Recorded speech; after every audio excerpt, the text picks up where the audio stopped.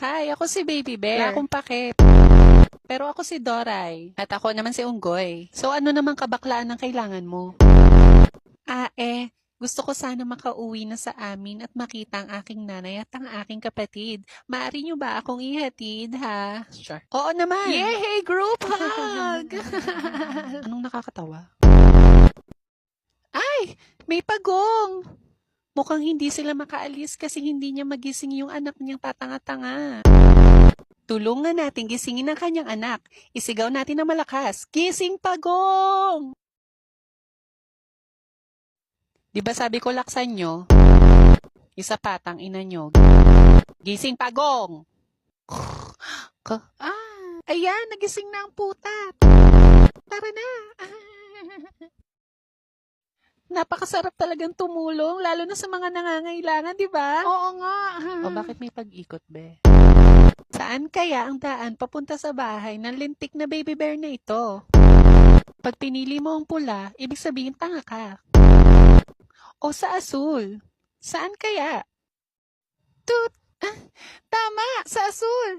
Tara na, ihatid na natin ang mukhang unggoy na bear na ito. Oo nga, mas mukha pa siyang unggoy kesa sa akin. Ganon. Tara na. Mama! Mama! Andito na ako! Anak! Napabuka ka na ako eh. Saan ba ikaw galing? Ma, nagdala ako ng kakainin natin mamaya sa dinner, oh.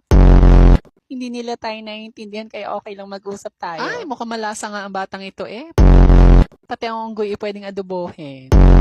Bitch, what are you saying? Yeah, dude, what's up? Halika na, ma. O siya, ihanda mo na ang talyasi at ako na magagayat. Oh my gosh, let's go. Halina kayo. Hala, may humps. Ay, wow, tumbling yarn. Maraming salamat sa inyong pagtulong. Bye, bitch! Ay, may dagang mukhang tao. The wheels on the bus go. Ay, nakalimutan din namin nakasunod. Kasi papansin kayo. Shoota, may humps na naman. Uy, wow. Ayan, mga cause of delay na naman. There was a farmer. Ay, ano nga bang kasunod nun? Ang tatanga pala ng mga hayop dito. Maraming salamat sa inyo, Doray. Oo na, ang dami mo sinasabi. Ay, shoota, oh! Mary had a... nakalimutan ko ang lyrics. Ang tanga nyo na nga, nakaharap pa kayo sa daan.